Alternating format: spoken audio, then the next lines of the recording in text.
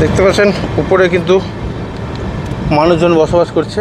আর এই পাহাড়গুলোকে যাতে ধসে না যায় সেই জন্য কংক্রিট ঢালাই করে মজবুত করা হয়েছে।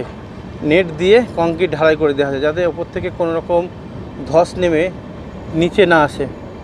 আর সেই যে সৌন্দর্য ঘেরা টানেল এবং রেল ব্রিজ যেটা দেখার জন্য আমি মুর্শিদাবাদের বহরমপুর থেকে ছুটে এসেছি। উপর দিয়ে যাচ্ছে ট্রাক, বাস, আর নিচ দিয়ে যাবে রেল লাইন একদম পাহাড়ের উপর দিয়ে। অসাধারণ। আর মেঘ ভেসে বেড়াচ্ছে আমাদের উপর দিয়ে। রাত্রিবেলা তো মেঘ একদম আমাদের স্টেশনের উপরে উঠে পড়েছিল।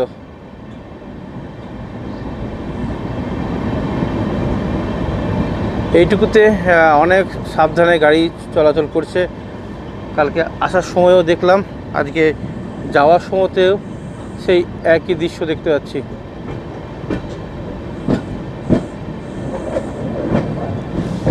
দেখতে পাচ্ছেন ওখানে গাড়ি নিয়ে যারা যাচ্ছে তারা কিন্তু দাঁড়িয়ে যাচ্ছে উপরে এই ট্রেনটিকে দেখার জন্য। ৭৮ বছর পর ভারতবর্ষের একটা রাজ্য মিজোরাম, সেটাকে রেল যোগাযোগের মাধ্যমে জুড়ে দেওয়া হলো। পাহাড় কেটে অনেক কষ্টে এই রেল লাইন তৈরি হয়েছে। ব্রিজ নাম্বার ১৪৪, স্পিড হচ্ছে ১৫ কিলোমিটার। কুরুং ব্রিজ, এই যে ব্রিজ, এই সেই ব্রিজ কুরুং ব্রিজ। এই ব্রিজটা দেখার জন্য আমার এত দূর থেকে ছুটে আসা। আর এই ব্রিজ তৈরির সময় অনেকে প্রাণ হারিয়েছিলেন। তাদের আত্মার শান্তি কামনা করে আমি এই ব্রিজের উপরে উঠছি। আর নিচ দিয়ে রাস্তা নেমে যাচ্ছে, দেখতে পাচ্ছেন ধাপে ধাপে কিন্তু রাস্তা নেমে যাচ্ছে। আর আমরা এই কুরুং ব্রিজের উপরে উঠে পড়েছি। আর এই ব্রিজের উচ্চতা আইফিল টাওয়ারের থেকে উঁচু। আইফিল টাওয়ারের থেকেও এই ব্রিজে উঁচু। দেখতে পাচ্ছেন নিচে প্রচুর খাদ এবং নিচ দিয়ে সরু একটা জলধারা বয়ে চলেছে।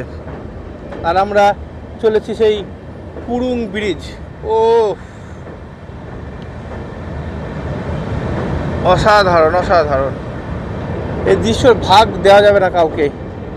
এখানে যদি একটু ট্রেনটা দাঁড়াতো তাহলে কিন্তু কিছু ভিডিওগ্রাফি ফটোগ্রাফি করা যেত। কুরুং ব্রিজ পার করেই টানেল।